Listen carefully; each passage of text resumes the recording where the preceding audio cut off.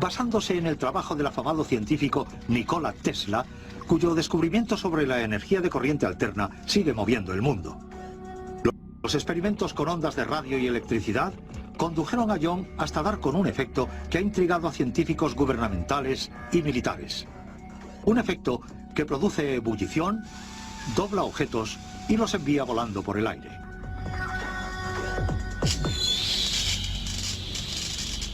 He estado construyendo estas réplicas de las antiguas máquinas de Tesla y he podido observar que tienen capacidad para cosas realmente interesantes. Pero de repente un día ocurrió por casualidad el efecto Hutchison.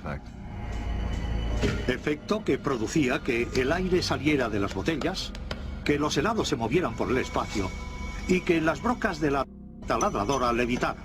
Algo tan convincente y extraordinario que parecía imposible que fuera un truco. Yo he visto con mis propios ojos una roca levitando en el laboratorio de John. He visto levitar objetos de acero, soportes de bolas de acero, cristal. Me parecía increíble. He visto cómo la electricidad directamente dirigida a los objetos los hacía volar por todas partes.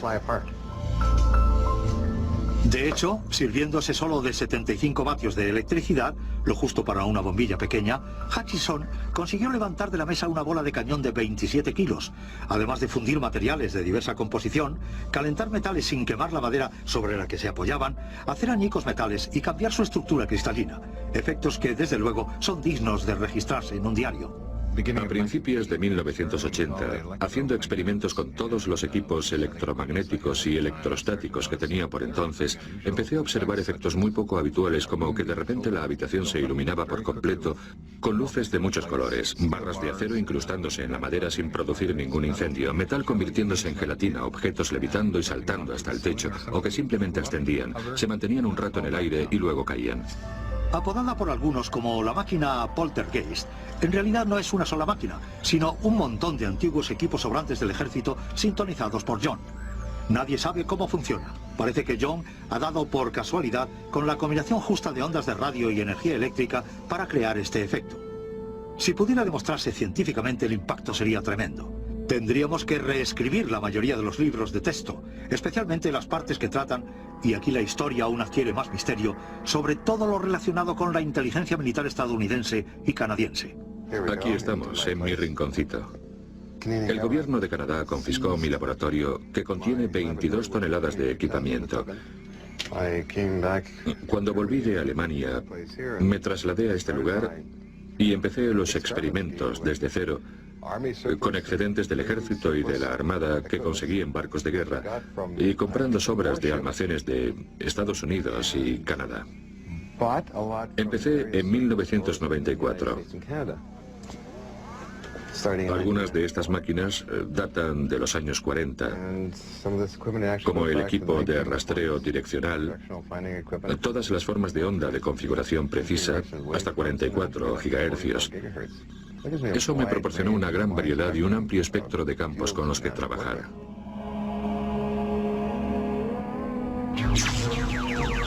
Dada la magnitud potencial de un efecto capaz de convertir el metal en gelatina y de hacer levitar objetos, no tardaron en correr las noticias y llegaron al coronel John Alexander, del INSCOM, la inteligencia del ejército norteamericano, entre cuyos especialistas se incluyen profesionales formados para doblar el metal con la mente o incapacidades psicoquinéticas. Bueno, tengo en mi posesión una película de 8 milímetros que supuestamente se grabó en Canadá y donde aparecen varios objetos levitando, cayendo y acelerándose. La naturaleza de los materiales que parecían acusar el efecto resultaba interesante porque no solo eran de metal, por lo que no podía tratarse de un truco con un imán enorme o algo así. De hecho, nos llamó tanto la atención que decidimos que queríamos averiguar más al respecto, así que decidimos financiar su investigación. ¿Por qué mostraría tanto interés el ejército en el efecto de John? Bueno, vienen todos estos objetos ascendiendo en lugar de cayendo. Esta antigravedad podría suponer toda una revolución en la aviación militar. Nuevos tipos de propulsión en aviones de peso reducido que los impulsarían más alto y más rápido. Así que el coronel Alexander y su equipo se trasladaron a Vancouver para comprobar el efecto de John. En 1983, la Inteligencia Militar de Estados Unidos y el Centro de Investigación Nacional de Los Álamos dispusieron para mí un inmenso laboratorio donde desarrollamos pruebas durante 4 meses. Contábamos con un equipo de 6 personas de inteligencia militar y de Los Álamos, incluido yo mismo. Todas ellas habían venido para la demostración. Como cada día, John aceleró las máquinas para crear el campo de fuerza eléctrica que producía el efecto. Lo que pasó justo después todavía es objeto de debate entre los participantes. Las cosas empezaron muy bien, la verdad, porque teníamos una batería de luces fluorescentes que se iluminaron con mucha intensidad y luego explotaron.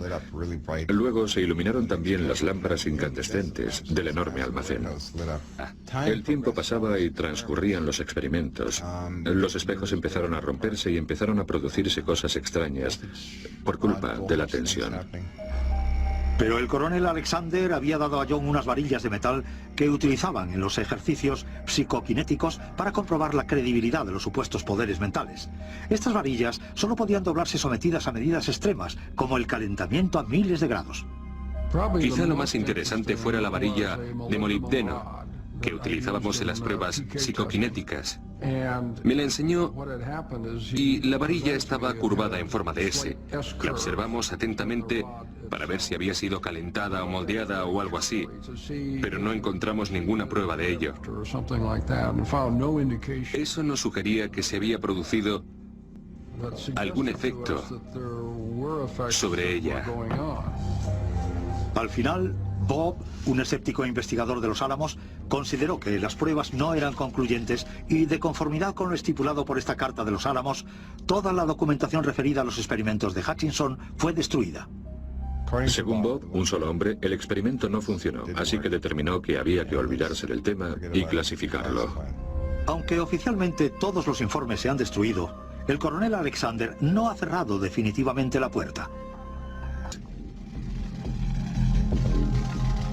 Al final, la inteligencia estadounidense se retiró aparentemente habiendo redactado un informe que negaba la eficacia del efecto.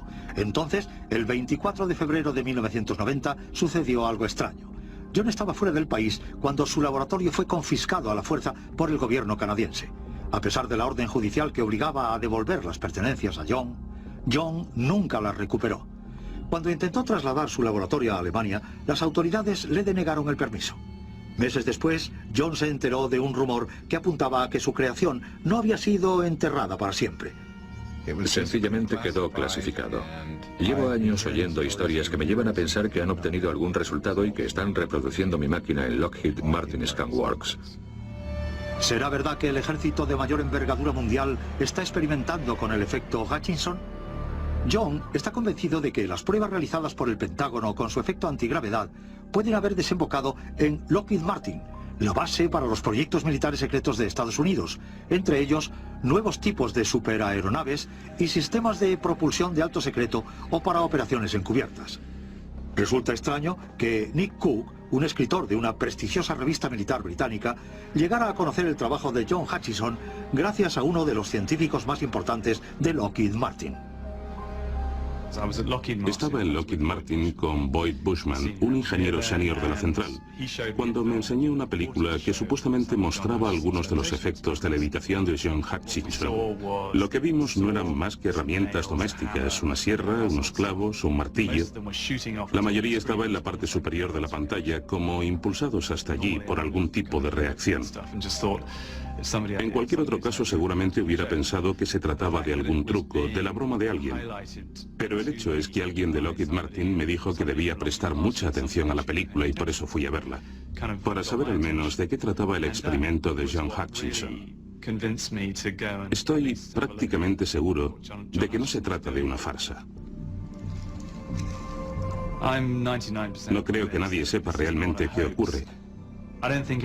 Pero son muchas las personas que ya la han visto. Muchas las que lo han investigado. Gente con prestigio.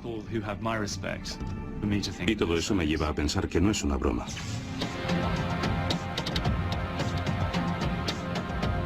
Al final, Lockheed Martin envió su propio equipo para que llevara a cabo las pruebas necesarias. Pero John no ha oído nada al respecto desde entonces y le preocupa que su tecnología esté siendo empleada para fines militares. Como Galileo en su época, que fue apresado por observar tan de cerca las estrellas, John y su tecnología han sido parados en seco. Frustrado por su incapacidad para transmitir al mundo su tecnología antigravedad, John dedica su vida a reunir nuevos excedentes de la Armada para construir aparatos mucho más pequeños. Mejor pruébalo para ver si funciona.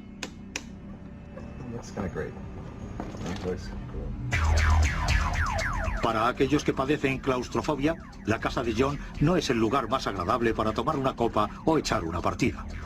Vivir aquí es como vivir en un estrecho submarino. A mis novias les gusta, les parece diferente.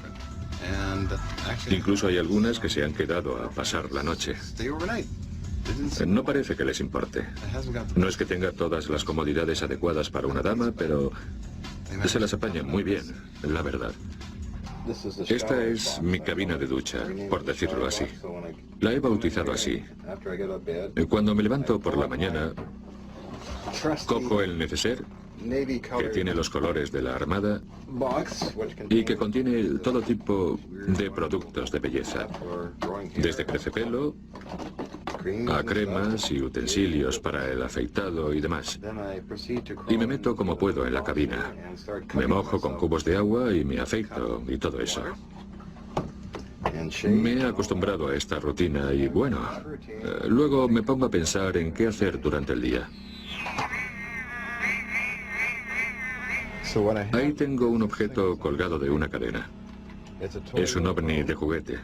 Lo voy a dejar suspendido de la cadena sobre el suelo, aplicándole campos eléctricos y a ver si puedo conseguir que se mueva.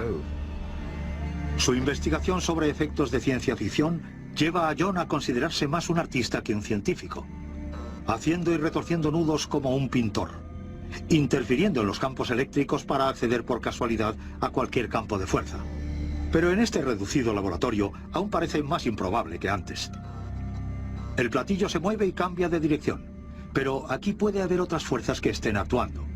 El coronel Alexander, que forma agentes de la inteligencia militar estadounidense, cree que John podría estar creando, sin saberlo, el efecto Hutchinson con sus propios poderes psicoquinéticos. Una de las posibilidades es que los campos eléctricos estén amplificando alguna especie de experiencia psicoquinética suya o que él está produciendo. No es nada inhabitual si tenemos en cuenta todo el campo de los fenómenos poltergeist, que ocurran extraños sucesos psicoquinéticos que, aún así, se encuentran fuera del control del individuo que los está provocando.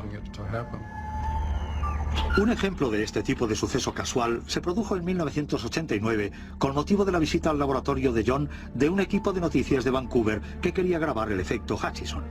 La zona objetivo era ese cubículo amarillo con objetos metálicos, pero fue una esponja la que al fondo de la habitación salió volando por los aires. John ni siquiera lo vio y se quedó sorprendido cuando se lo contaron.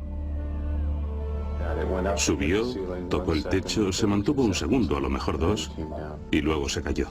¿En serio? ¿De verdad? Hace algún tiempo estaba realizando unas pruebas para hacer levitar un ovni de juguete y otros objetos y luego tuve varios problemas. Parece que los experimentos de John también levantaban objetos en las casas de sus vecinos, que asustados llamaron a la policía. La policía irrumpió aquí con ingenieros e inspectores. Fotografiaron minuciosamente todo el equipo. Era como si hubiera llamado a un servicio de limpieza. No tocaron nada, pero después de que se fueran, no sé por qué razón, todo parecía como más limpio. Parece que alguien en la sombra aún está preocupado por la actividad de nuestro héroe. Frustrado por las autoridades y la falta de reconocimiento, John ha estado dedicando su tiempo a desarrollar un nuevo proyecto. Pilas que duren para siempre, basándose en la extravagante teoría de la energía de punto cero. Los seguidores de esta teoría creen que toda la materia física flota en un mar de energía que, recogida y convertida en energía eléctrica, podría satisfacer con creces toda la demanda mundial de energía.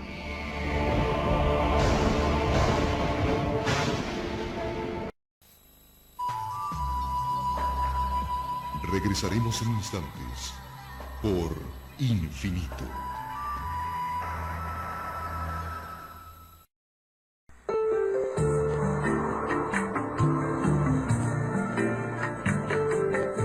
Estás viendo Infinito. Abre tu mente. Continuamos con nuestra programación por Infinito.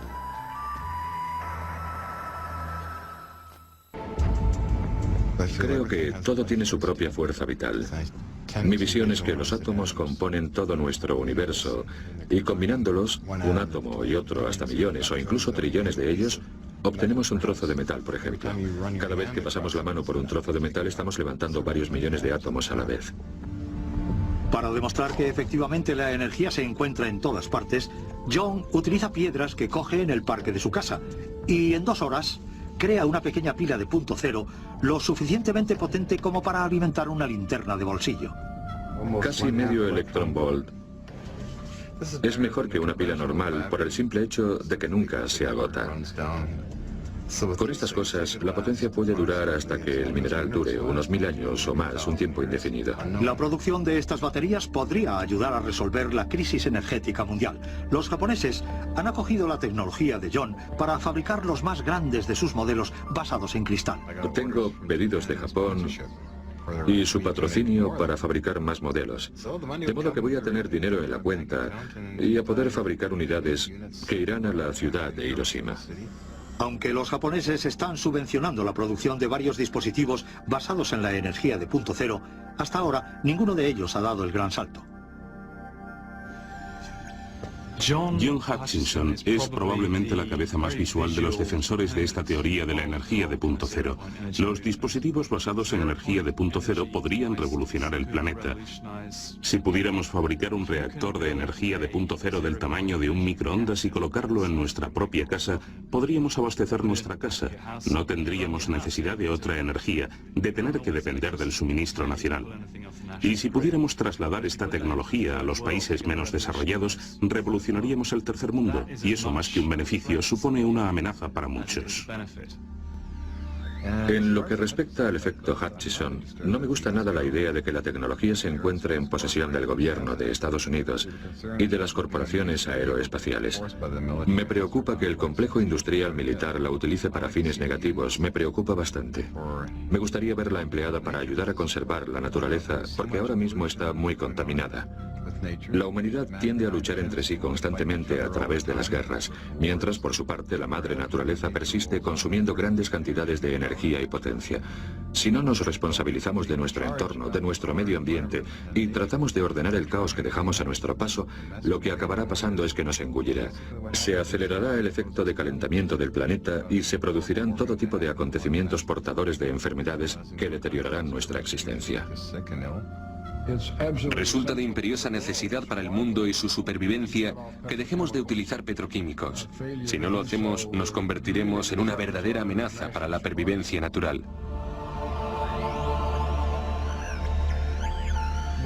Lo que me gusta de John es que no se vende, no cambia su aspecto, no cambia su estilo de vida. Lo que hace es completamente fuera de lo común y mira, mejor para él, lo apoyo completamente. No me gustaría que cambiara. Es perfecto tal como es. Ya se trate de fabricar pilas o de hacer levitar objetos, John Hutchison es un excéntrico enigma. Por supuesto, prácticamente ningún científico tradicional concede credibilidad a los inventos de John, pero no hace mucho, unos 100 años más o menos, tampoco la gente creía posible que pudieran enviarse ondas de radio a través del Atlántico. Imaginen por un momento que este científico de garaje hubiera descubierto realmente una fuerza primaria de la naturaleza con capacidad para transformar el mundo.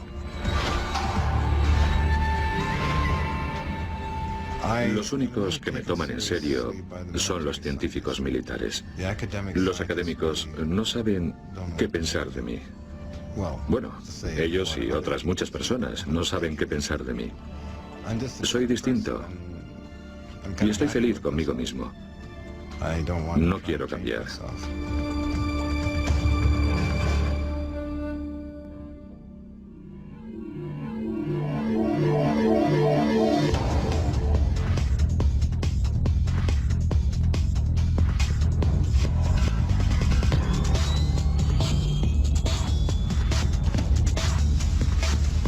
casi 80 años, un científico apenas conocido encontró un nuevo modo de hacer que los objetos volaran. Llamó a su invento antigravedad. No terminó de cuajar, pero desde entonces los artistas de la ciencia ficción no han parado de imaginar.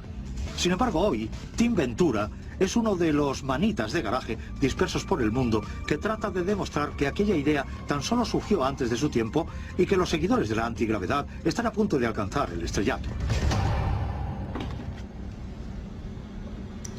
Tim Ventura no es el típico obsesionado por los ordenadores. Sí, es verdad que preside la página web de la antigravedad estadounidense, pero aparte de eso es un pionero. Un científico de garaje que, junto con su homólogo francés, encabezan el movimiento de los seguidores de la antigravedad para dar a conocer este desconocido efecto a cuanta más gente mejor. Empecé a estudiar los dispositivos antigravedad en 1992 con un hombre llamado Bill Butler, que tenía una empresa llamada Hovertech en Florida.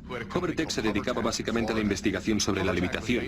En realidad no estaban interesados en despegar de verdad, solo querían conseguir el mantenimiento en el aire, como en la película Regreso al Futuro 2. Al final me fui metiendo en ese mundo. Es una de esas cosas con las que, una vez salta la chispa en tu cabeza, cada vez te implicas más y más. Y cuando empiezas a investigar por tu cuenta, no existe ningún límite con el que consigas conformarte. Incluso después de casi un siglo, lo que hace que los objetos leviten aún no se comprende muy bien, pero no hay duda de que es muy interesante. Así que no se entiende por qué no han logrado nunca llegar a calar en la opinión pública. En los años 20, un misterioso científico llamado Thomas Townsend Brown descubrió que era capaz de crear una gravedad artificial empleando cargas de alta tensión. En aquella época, su trabajo fue asumido por el ejército y hay quien cree que trabajó en el extraño experimento Filadelfia en los 40, un intento de hacer invisible un barco del ejército empleando un campo eléctrico. Hasta nuestros días, los teóricos de la conspiración siguen alegando que el barco quedó atrapado en un salto del tiempo, desapareció y volvió a aparecer a miles de kilómetros con la tripulación transformada dentro de las paredes de metal del buque. En contraste, la vida de Tim es bastante normal, aunque el empleo de la tecnología antigravitatoria no está exenta de riesgos. La tecnología antigravitatoria requiere un espacio de aire de alta tensión, y este multiplicador de tensión Crockford-Walton proporciona básicamente unos 50.000 voltios de potencia para elevar el objeto. 50.000 voltios, tanto como las líneas de transmisión de alta potencia, recorren finos cables y electrifican unas láminas de aluminio para crear un efecto elevador. La forma hace al objeto más resistente y los cables negros evitan que se eleve demasiado.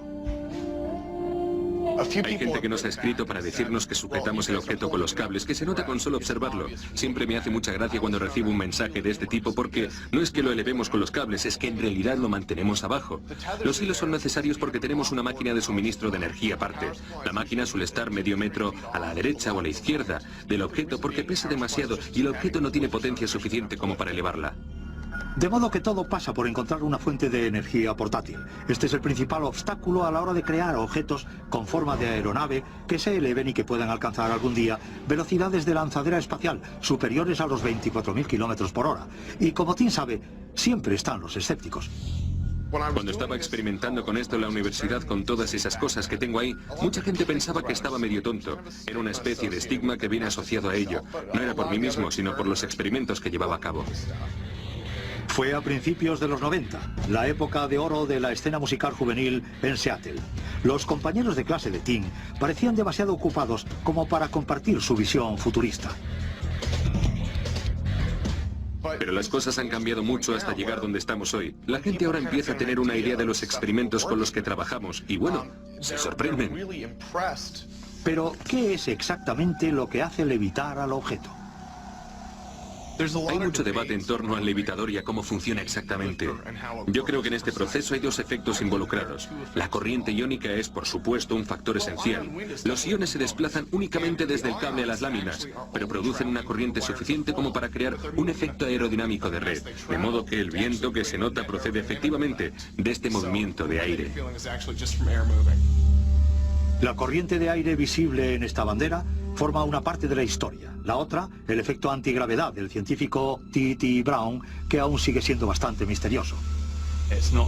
No es explicable a través de las leyes científicas o físicas conocidas. Los hay que alegan que el levitador levita gracias a algo llamado corriente iónica, y hay quienes aseguran que se trata de un puro efecto antigravedad. La verdad es que a mí, como persona que escribe sobre asuntos aeroespaciales, me es indiferente. El hecho es que se produce esa levitación, y se produce de un modo que aún no tenemos capacidad para explicar. Creo que debería investigarse la posibilidad de que estos dispositivos se adapten para crear algo útil. Convirtámoslos en mecanismos funcionales. ¿Qué tal una aeronave interestelar? Bueno, algo así fue lo que sugirió el científico francés Jean-Louis Nodin, el autoproclamado padrino de los levitadores y la mayor influencia para Tim. Los científicos de garaje de todo el mundo, como Tim, visitan constantemente la página web de Jean-Louis para conocer los consejos de diseño de los levitadores más avanzados. Nodin abrió la puerta en Internet. Publicó el primer conjunto de planos en Internet, necesarios para reproducir el efecto. Nodin y sus discípulos, como Tim, quieren fomentar la creación de una comunidad mundial en Internet de constructores de levitadores. Quieren desarrollar esta nueva forma de propulsión eléctrica a pesar de la resistencia que opone la escéptica comunidad científica, que no ven más allá de la madera de balsa y el metal. Nodin ha anunciado hace poco el exitoso lanzamiento de Orville, el primer ratón electronauta del mundo. Quizás se tratara de un pequeño paso para la especie roedora, pero también de un gran paso para la humanidad. Mentiría si no dijera que existe un gran componente de peligro. Esto funciona con alta carga de tensión, de modo que en ese sentido sería como un dispositivo eléctrico paralizante, aunque en función de cuánta potencia se emplee y del tamaño del levitador, podría ser necesario más impulso. Desde los experimentos de aficionado hasta el lanzamiento de ratones, parece que los levitadores están destinados a quedar confinados a los garajes, pero también tienen un lado oscuro. Algunos creen que la tecnología antigravedad se está empleando para reducir el peso de aeronaves como el bombardero B-2 o, como sugería el experimento Filadelfia, para crear un efecto de invisibilidad o de furtividad. Si fuera posible generar un efecto de furtividad ocultando una aeronave o un barco por medio de un campo electrostático, un método relativamente sencillo de crear un efecto de furtividad, entonces estaríamos hablando de un secreto que debería protegerse. En este caso, descubriríamos que la antigravedad tendría muchos efectos indirectos en términos de qué es posible hacer con la electricidad y que la comunidad militar estaría muy interesada en explotar.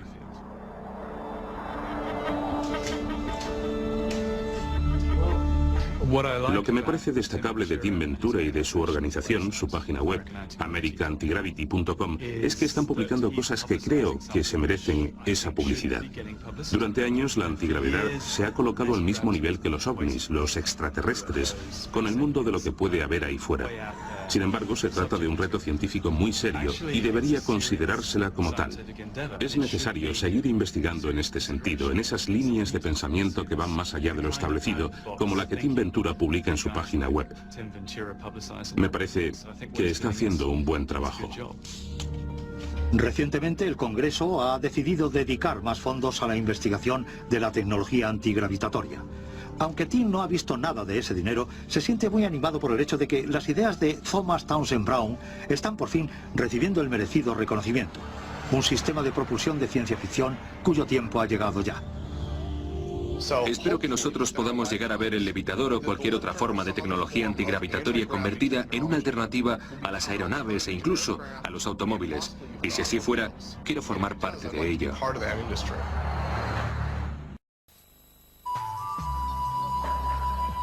Regresaremos en instantes por Infinito.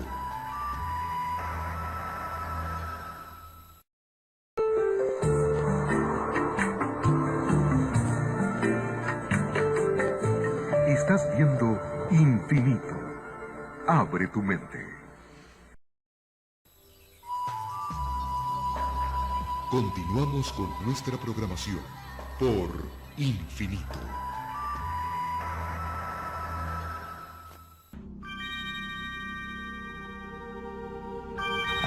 Puedo convertir doses en uno. Siempre he mantenido que esta tecnología podría contribuir más a la paz en el mundo que cualquier rey, reina o político que haya existido. Y todavía sé, sin que mi mente albergue duda alguna, que esta tecnología es el modo en que debo cumplir la promesa que una vez hice de joven en una montaña de Puerto Rico.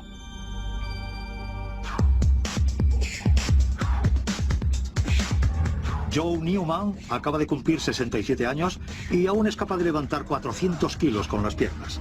Criado en el campo, es un inventor autodidacta que ha dedicado la mayor parte de su vida a luchar porque la gente acepte su creación. Una máquina capaz de dar potencia a todo el planeta de forma gratuita. Ha escrito a los presidentes, ha aparecido en la televisión nacional, se ha reunido con científicos, ha dado conferencias de prensa y ha llegado hasta la oficina de patentes estadounidense. A pesar de los obstáculos, la determinación de Joe es inagotable y sigue convencido de que el destino de su máquina de energía gratis no es otro que revolucionar el mundo.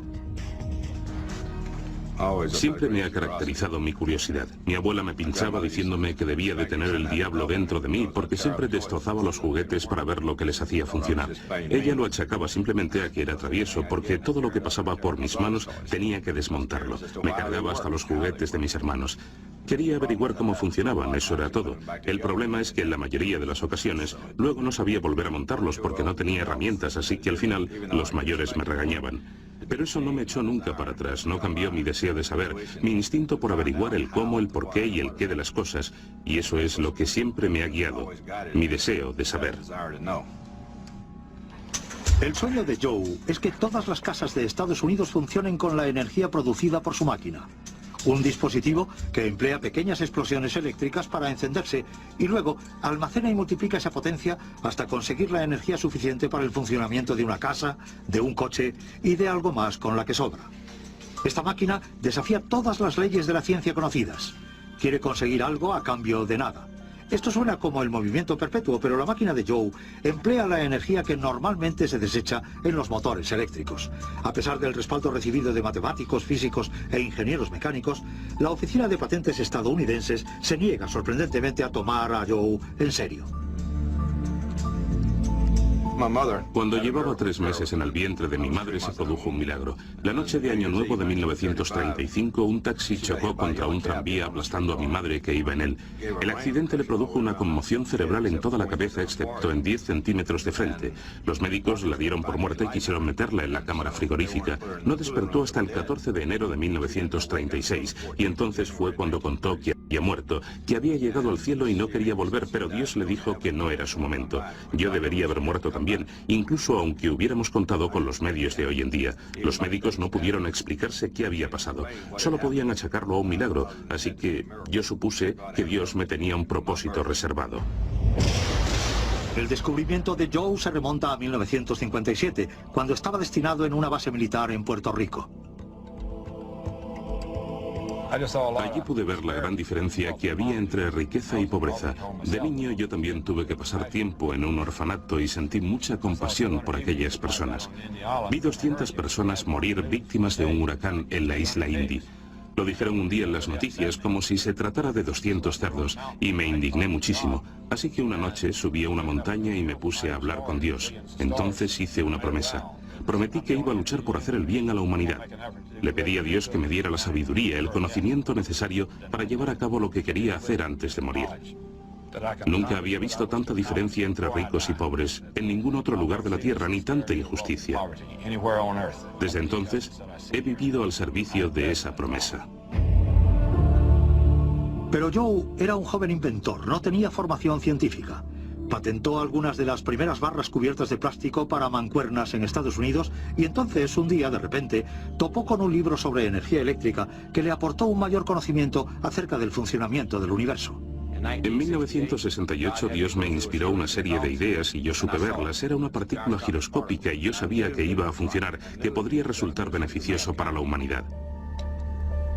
Los giroscopios, como este juguete infantil, se estabilizan girando sobre su eje.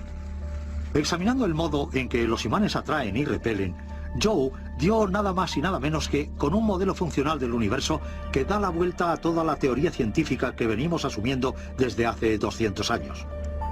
Joe considera todas las partículas atómicas como diminutos giroscopios. Siempre en equilibrio, se mueven en espirales infinitas atrayéndose y chocando entre ellas. Esa misma teoría es la que mueve su máquina. Hoy, Joe va a hacer una demostración de esta energía giratoria con su máquina, haciendo girar un enorme molinillo con una cantidad mínima de potencia. De acuerdo con el manual de instrucciones que lo acompaña, El molinillo necesita varios caballos de potencia para moverse, pero conectado a la máquina de energía de Joe, va a funcionar con unos cuantos miliamperios obtenidos a partir de esta serie de baterías de 9 voltios casi agotadas. De hecho, la potencia es tan escasa que apenas llegaría para hacer funcionar el motor de este pequeño juguete que funciona con pilas nuevas de 9 voltios. Ya se oye. La máquina de Joe toma un hilillo de potencia y lo transforma en una potencia 30 veces superior a la original, suficiente para conseguir que se mueva el molinillo. Si esto se demuestra cierto, la máquina de Joe podría emplearse en todo el mundo. Con unas cuantas baterías agotadas, sería capaz de suministrar energía a los países del tercer mundo, tan necesitados de ella. Pero por sorprendente que resulte el mecanismo, es la teoría que lo hace posible la que se ha convertido en el principal objetivo de Joe. Esta tecnología va a producir una nueva revolución industrial porque todo, desde los fertilizantes al acero, se consigue gracias a la energía. Eso significa que todos los productos saldrán a la venta por precios muchísimo más bajos. Piensen en la magnitud del impacto. A Joe nunca le han gustado las tareas fáciles. Y desde el momento en que empezó a trabajar con la energía, Joe quiere trasladar la potencia Newman a todo el planeta. Hace 25 años, el juez de patentes sugirió que para que Joe demostrara sus extravagantes ideas acerca de la energía, tendría que construir una máquina que funcionara. Durante los siguientes 20 años, Joe no ha hecho otra cosa que intentar convencer al mundo de que efectivamente funciona. Ahora instantáneamente me informa, el campo magnético no es relativo. Una de las primeras personas en sentir interés por la creación de Joe fue el ingeniero mecánico y experto en energía alternativa Milton Everett, del Departamento de Energía de Mississippi. La primera vez que tuve contacto con la máquina fue bajo un ánimo de completo escepticismo. Le dije, tiene que haber algo raro con ese tipo. O es un loco o un artista del engaño, o está tratando de quedarse con alguien o algo. Me dijo a bocajarro, he venido por acabar contigo. Yo le dije, perfecto, hágalo, pero antes déjeme que le muestre. Quiero que escuche mi teoría. Era ingeniero mecánico y escuchó todo cuanto le dije. La primera vez que lo oyó, todo le pareció tener sentido, y era mecánico. Al final me dijo, Joe, creo que todo lo que me has dicho es magnífico. Después de un tiempo, gracias a lo que vi y vieron otros ingenieros de Mississippi, acabé convencido. Estoy seguro de que a muchos os parecerá completamente increíble. No pasa nada, la historia siempre se repite. Joe me dijo, ¿qué piensas, Milton? Y yo le contesté, realmente Joe, creo que has dado con algo con capacidad para cambiar el mundo. Y luego me hizo la gran pregunta. Bueno, entonces me apoyarás y dirás lo mismo al mundo entero. Me quedé de piedra. Pero tuve que recomponerme y decirle, tú has tenido el valor de defender tu creación y decir lo que es. Así que sí, lo haré, te apoyaré en todo.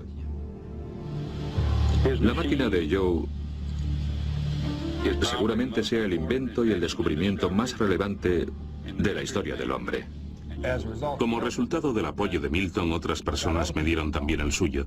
Les hice una demostración en el Hilton de Nueva Orleans. Eddie Albert estaba allí. Había otro grupo grande de científicos hablando. Y todo el auditorio lleno de gente, unas 1500 personas. Incluso había venido el jefe de bomberos porque había tanta gente que no querían que se rebasara el aforo. Un hombre que no necesita presentación, Joseph Newman.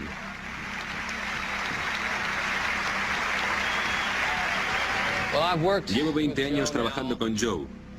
Su trabajo me fascinaba, así como sus propuestas. Así que fui a verlo a la Universidad de Tulane. Por aquel entonces conocí a ciertos científicos, químicos, ingenieros eléctricos, físicos. Así que los reuní y los conduje al taller de Joe Newman, que entonces estaba en Mississippi.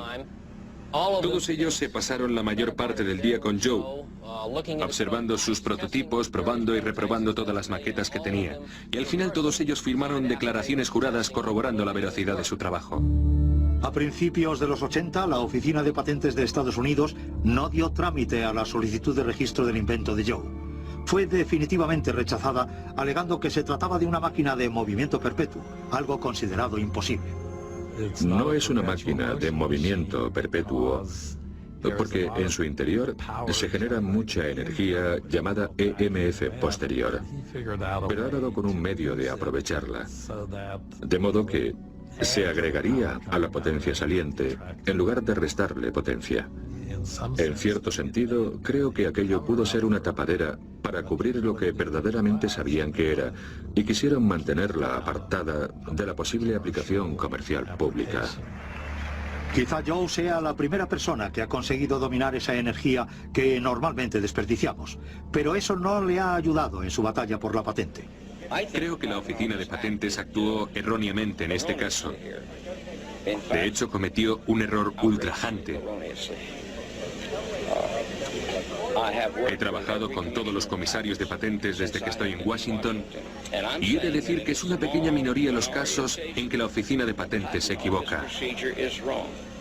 El único comentario que hizo la oficina de patentes fue que el juez debía abstenerse de creer en el ratoncito Pérez. Pero eso no es un argumento válido contra los 40 científicos que habían redactado y firmado declaraciones juradas que confirmaban que mi invento funcionaba. Lo hice con toda mi buena intención y mi gobierno me traicionó y trató de decirme que yo y los que me apoyaban éramos conspiradores y unos incompetentes. Ese fue su calificativo para estas personas.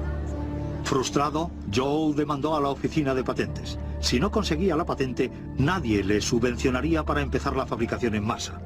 En 1986 se celebró una sesión del Congreso en la que participó el exastronauta John Glenn. A principios de los 90, un juez ordenó definitivamente a la Oficina Nacional de Normalización que probara la máquina de la energía, pero la prueba salió mal, aunque Joe está convencido de que el comité estaba decidido a detener la máquina. ¿Por qué no nos dice cuándo estará preparado para realizar la prueba? Nosotros le hemos contestado por escrito. Parece que usted ha elegido hacer esto. Más tarde, se descubrió que durante las pruebas, el Comité Nacional de Técnicos había amañado el dispositivo, invalidando así los resultados. Hoy, Joe posee varias patentes extranjeras, pero aún no posee la estadounidense, algo que le resulta imprescindible para recaudar las enormes cantidades de dinero que necesita para iniciar la producción a escala masiva y para evitar que su tecnología quede enterrada bajo el poder de las grandes compañías eléctricas. Joe es muy particular respecto a quién toma el control de su máquina. Una vez declinó una oferta de $200 millones de unos inversores canadienses por no garantizarle que la máquina no fuera luego a venderse al público a su precio normal de mercado. Ahora dedica su vida a viajar, intentando convencer a la gente de la importancia de la máquina. Eso no me demuestra que la potencia de aquí sobrepasa la de allí. Les propongo un reto. Voy a mover la hoja de este molinillo. Les voy a mostrar cómo gira a 100 revoluciones por minuto y con la cantidad de voltios que ven aquí. Es la corriente. Si no son capaces de sumarla, es que se les han olvidado las matemáticas básicas. Joe no ceja en su intento por dar a conocer su máquina a la gente. Ha aparecido en la revista Life y en el programa de Johnny Carson. Y ahora ha trasladado su máquina de 3.500 kilos a este parque de atracciones para hablar de la máquina Newman, a la que atribuye la capacidad de dar energía a una casa con solo unas baterías. Va a producir la nueva revolución industrial y a un ritmo muy acelerado. Esta máquina construida por mí hablará por sí misma. Yo ya he hablado y el mundo no me ha escuchado, pero sigo luchando por ella. Van a venir aquí donde vivieron Edison y Ford, personas que hicieron grandes contribuciones a la humanidad. Así que resulta muy apropiado que Dios me haya traído a este preciso lugar. Y ahora, que todo el mundo venga al patio de Captain Fishbones para ver la demostración de la máquina de la energía de Joe Newman.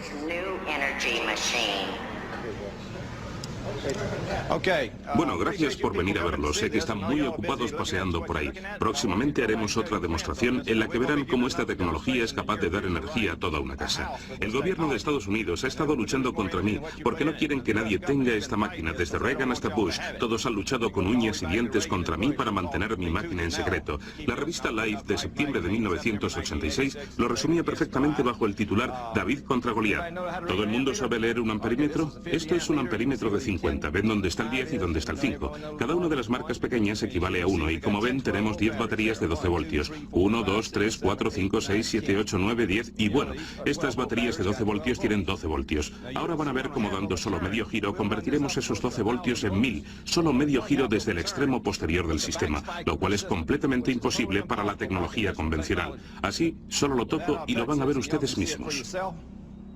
Es muy difícil que las teorías desmoronen nuestras creencias. Pero Joe espera que su demostración, que transformará una potencia de 120 voltios en otra de más de 1000, convenza a su auditorio. 10 baterías de coche son capaces de producir la potencia necesaria para el consumo medio de una casa, según lo que Joe lleva años defendiendo. Vale, ¿qué muestra? 2, 3. ¿2, 3? Sí. Perfecto, esos son 2.300 voltios en el extremo posterior. Eso sería imposible de conseguir mediante la tecnología convencional. Y el gobierno de Estados Unidos no quiere reconocerlo porque no quiere que ustedes compren esta máquina. Quiero que transmitan este hecho a todas las personas de su entorno. Yo estoy dedicando mi vida a luchar por ello. Quiero que transmitan al mundo lo que han visto. Dentro de un mes haré esta misma demostración con un generador. Y vamos a producir la energía para una casa. Será en Nápoles. Bueno, todo lo que he visto hoy, lo que nos ha dicho, lo que he entendido y lo que ha demostrado tiene sentido. Voy a ir a Nápoles el mes que viene a ver si genera la energía suficiente para una casa, porque esto promete, me va a ahorrar dinero, nos va a ahorrar a todos mucho dinero.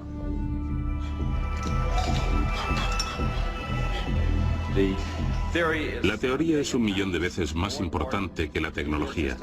La tecnología es una cosa, pero es tan básico como la rueda. Podremos viajar a otros planetas y sin contaminar en absoluto. Podemos ir y crear cualquier elemento que necesitemos a partir de campos electromagnéticos. No tenemos por qué excavar en el terreno y desequilibrar todo. Podemos tomar las partículas giroscópicas y convertirlas en el elemento que necesitemos. Sé que tengo razón, sé que mi teoría es cierta y sé que todo este conocimiento me lo ha proporcionado Dios. Así que no tengo nada más que decir.